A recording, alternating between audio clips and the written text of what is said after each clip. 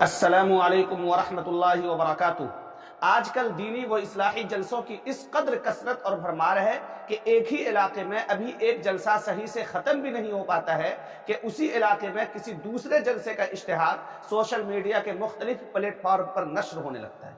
यकीनन इतनी बड़ी तादाद में मुनाकिद होने वाले जलसों में मुंतजिमीन की मेहनतें भी सर्फ होती हैं और एक बड़ी मिकदार में रकम भी खर्च होती है। लेकिन अजीबो गरीब बात है कि इस कद्र जलसों के बावजूद खातिर खा फायदा नजर नहीं आ रहा है। फायदा नजर आना तो दूर की बात है, बल्कि आपने गौर किया होगा कि आजकल के जलसों में इलाका के संजीदा बाअसर अफराद शरीक भी नहीं होते हैं। आपको जलसों में खा वो जलसा किसी भी मकतब फिक्र के मानने वालों का हो, संजीदा उलमा, डॉक्टर्स, इंजीनियर्स, एडवोकेट्स और जजेस वगैरह नजर नहीं आएंगे। इसकी वजह क्या है, इस पर हमें गौर करने की जरूरत है। जब हम इस पर गौर करने के लिए बैठे तो जलसों में पाई जाने वाली कई कमियां और खामियां नजर आई। आज के वीडियो में हम उन्हीं कमियों और खामियों पर गुफ्तगू करेंगे इंशाअल्लाह। मैं सबसे पहले नाज़िम इजलास की बात करूंगा, वो इसलिए कि आपको ये बात तस्लीम कर लेनी चाहिए कि आजकल के जलसों को गैर मुफीद और नुकसानदेह बनाने में बहुत बड़ा हाथ नाज़िम इजलास का है।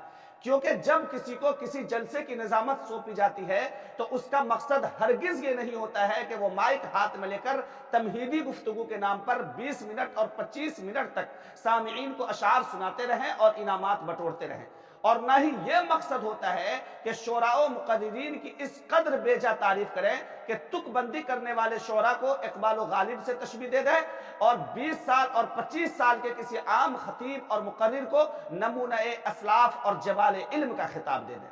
बल्कि निजामत का मतलब यह होता है कि शोरा व मुकर्रिरीन का तारुफ कराएं। मसलन आने वाले खतीब कौन है, किस इदारा या तंजीम से उनका ताल्लुक है, कितने सालों से वो तदरीसी या तंजीमी खिदमात अंजाम दे रहे हैं। अगर तसनीफ और तालीफ से उनका ताल्लुक है तो उनकी तसनीफ के हवाले से भी तारुफ कराया जा सकता है। और अगर आप उस शायर या खतीब को नहीं जानते हैं तो इस तरह तारुफ कराएं कि मैं भी पहली बार इनका खिताब सुनूंगा या इनकी शायरी सुनूंगा, उम्मीद है कि अच्छा खिताब होगा या अच्छी शायरी होगी। आप भी अमल के जज्बा से सुने और हम भी अमल के जज्बा से सुनते हैं। लेकिन अगर आपने अपने लिए किसी मजहूलुल हाल शख्स का तारुफ इस तरह कराया कि ये अल्लामतुद्दहर हैं और मुकर्रिर शोला बार हैं या खतीब मिस्ल आंधी व तूफान हैं या शायर लाजवाल बेमिसाल हैं और उस शायर या खतीब की परफॉर्मेंस अच्छी नहीं रही तो ज़हीन लोग आपको झूठा समझेंगे या फिर तमल्लुकबाज। निजामत के दौरान थोड़ी बहुत शेर व शायरी की जा सकती है, बल्कि की जानी चाहिए, लेकिन इस कद्र नहीं कि जलसा बेसिमत हो जाए और उसका मकसद ही फौत हो जाए। आजकल के नाज़िम इजलास को इस बात पर तवज्जो देनी चाहिए कि अगर जलसा इस्लाह मुआशरा का है तो इस्लाह मुआशरा का ही जलसा रहने दिया जाए, नातिया मुशायरा न बनाया जाए। नाते नबी पढ़ना यकीनन बाइस सवाब है, सुनना यकीनन सवाब का बाइस है, लेकिन उससे आजकल मुआशरा की इस्लाह नहीं हो सकती। उमूमन ये देखा जाता है कि इस्लाह मुआशरा के इजलास में भी उलमाए किराम को 12 बजे या 1 बजे रात के बाद ही मौका मिलता है, जब लोगों को नींद आ रही होती है। उस वक्त वो आवाम को क्या पैगाम देंगे? नतीजतन जलसा का मकसद हो हल्ला ही बन जाता है। नाज़िम इजलास के मेन लीडर होते हैं। वो अगर अल्लाह के लिए जलसा को मकसद बनाना चाहे तो उसके लिए कोई बड़ी बात नहीं है। खास तौर से वो मशहूर नौजमा जो हिंदुस्तान भर में जाते हैं, उसके लिए तो और भी आसान है। दूसरे नंबर पर हम शोराए किराम की बात करेंगे, क्योंकि आजकल के जलसों को शोराए किराम ने हाईजेक कर लिया है। उनका मामला कुछ अजीबो गरीब है। वो दीनी स्टेज पर गानों के धुन पर नात पढ़ते हैं, अवाम से कभी एक हाथ और कभी दोनों हाथों को लहराने का मुतालबा करते हैं, बार बार इनामात की भीख मांगते हैं जिसको वो दुआ से ताबीर करते हैं। हर शेर के बाद 2-3 मिनट जाया करते हैं। जब तक माइक उनके हाथ में रहता है माइक ऑपरेटर को परेशान किए रहते हैं। कभी इको बढ़ाओ, कभी घटाओ, कभी बेस बढ़ जाने की शिकायत करते हैं तो कभी घट जाने की। कोई नात या नज़म सही से खत्म भी नहीं हो पाती है कि दूसरी नात या नज़म शुरू कर देते हैं। इस तरह से वो 1 घंटा तक आवाम का मनोरंजन करते हैं।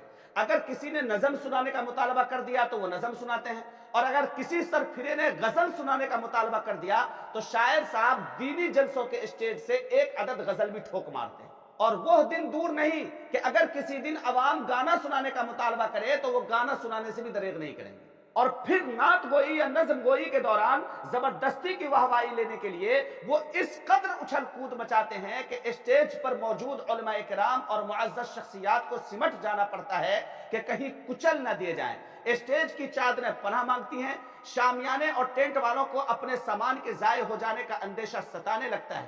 وہ بار بار اپنے سینے پر ہاتھ رکھ کر عشق نبی کی دعائیں دیتا ہے، لیکن خود اپنے چہرے سے عشق نبی کی علامت داڑھی پر ہاتھ صاف کی ہوتی ہیں، اور پھر اگلے رات کسی مشاعرے میں عشق نبی کو طاق پر رکھ کر کسی محبوبہ کے زلفے پرپیچ میں الجھے ہوئے نظر آتے ہیں۔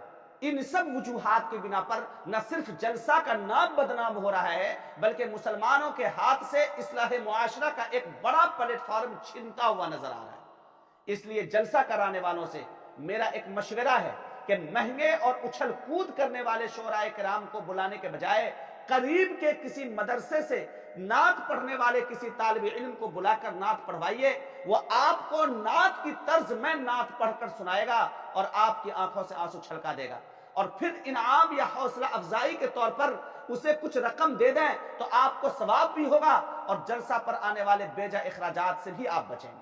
بڑا تعجب ہوتا ہے کہ اب مدارس میں منعقد ہونے والے اجلاس میں بھی پیشہ ور شعراء کرام کو بلایا جانے لگا ہے، جبکہ انہی مدارس میں نعت پڑھنے والے کئی طالب علم ہوتے ہیں جو شاندار نعت پڑھتے ہیں، لیکن ان سے نعت پڑھوانے کے بجائے منورنجن کرنے والے شعراء کرام کو بلوا کر نعت خوانی کرواتے ہیں۔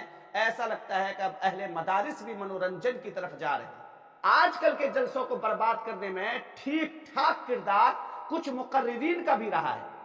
کچھ لوگ انہیں پیشہ ور کہتے ہیں، اور پیشہ ور سے ان کی مراد وہ لوگ ہوتے ہیں جو باضابطہ ریٹ فکس کر کے جاتے ہیں، اور اس سے تھوڑا بھی کم پر اگر کوئی بلائے تو جانے سے انکار کر دیتے ہیں۔ یہ لوگ ایک آدھ گھنٹے کی کوئی ایک تقریر یاد کیے رہتے ہیں جس کو ہر جگہ مرچ مسالہ لگا کر پیش کیا کرتے ہیں۔ یہ لوگ سفر میں پیش آنے والے واقعات خوب سناتے ہیں، پتہ نہیں وہ سچ ہوتے ہیں یا جھوٹ، لیکن کہنے والے کہتے ہیں کہ ان میں سے بہت ایسے ہیں جو لمبا لمبا پھینکتے ہیں، وہ صرف اس لیے کہ کسی بھی طرح مشہور ہو جائیں تاکہ لوگوں کا مطالبہ بڑھے گا اور ہمیں اچھا ریٹ ملا کرے گا۔ اس ویڈیو کے ذریعے میں جلسہ کرانے والوں سے گزارش کرتا ہوں کہ ایسے لوگوں کو اپنے جلسوں میں بلانے سے پرہیز کریں، اور کسی بزرگ عالم دین کو اپنے جلسے میں بلائیں تاکہ ان کا فیض عام ہو۔ اس کا مطلب ہرگز یہ نہیں ہے کہ ان کو آنے جانے کی سہولیات آپ فراہم نہ کریں، بلکہ جتنا زیادہ ممکن ہو سکتا ہو اتنا آپ ان کو نوازیں، لیکن مانگنے والے کو ہرگز بھی نہ دیں، کیونکہ اس سے اصلاح معاشرہ کا بہت بڑا اسٹیج ہمارے ہاتھ سے ضائع ہو رہا ہے۔ امید ہے کہ ان معروضات پر غور کیا جائے گا۔ وما توفیقی الا باللہ۔